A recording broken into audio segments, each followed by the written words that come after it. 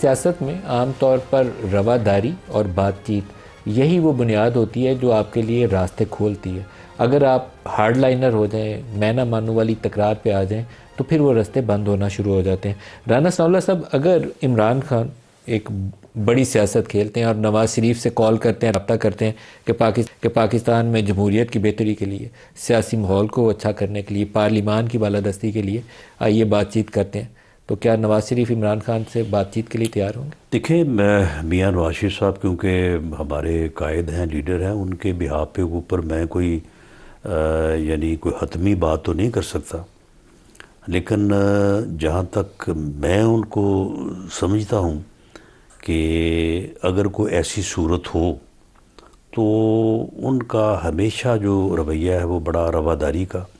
اور بڑا مثبت رویہ ہوتا ہے۔ یعنی اگر میاں نواز شریف ایک آدمی یا دو آدمی وزیر اعظم ہاؤس کے باہر کھڑے ہو کے 126 دن اسے گالیاں دیں اور اسے کہیں کہ ہم نے آپ کو گریبان سے پکڑ کے جو ہے وہ گھسیٹ کے باہر نکالنا ہے، اور اس کے باوجود وہ تیسرے دن جو ہے وہ ان کو فون کر رہا ہو کہ جی یہ پشاور کا واقعہ ہو گیا ہے تو ہمیں سب کو مل بیٹھنے کی ضرورت ہے، تو آپ تشریف لائیں اور جو ہے وہ میں آپ کو ہوسٹ کر رہا ہوں، تو ہم جو ہے وہ بیٹھتے ہیں۔ تو معاملہ یہ ہے کہ میں سمجھتا ہوں کہ ان کو اس بارے میں جو ہے وہ کنسیڈر اس لیے بھی کرنا چاہیے کہ میاں نواز شریف نے عمران خان صاحب کے بارے میں یعنی شوکت خانم سے لے کے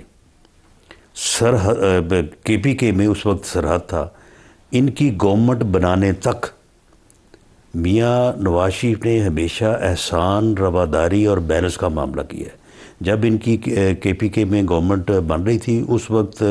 مولانا فضل الرحمان صاحب نے بڑا زور لگایا 2013 میں کہ یہ نہ بنائیں، یہ کل کو جو ہے یہ معاملہ خراب ہوگا اور ان کے پاس اکثریت نہیں ہے۔ ٹھیک ہے، ان کے پاس سیٹیں زیادہ ہیں لیکن اکثریت نہیں ہے، لیکن میاں نواز شریف صاحب نے اس کے باوجود جو ہے ان کو موقع دیا۔ اس کے بعد اب یہ آپ دیکھ لیں کہ پچھلے 10 سال سے ہر وقت یعنی چور کسی کو کہنا، ڈاکو کہنا، یہ کو کم گالی تو نہیں ہے، یہ گالی ہے، اور یہ مسلسل دیے جا رہے ہیں۔ اور اس کے جواب میں نے حالانکہ ہم ہر معاملے میں جو ہے وہ قریب ہوتے ہیں، میں نے کبھی ان کو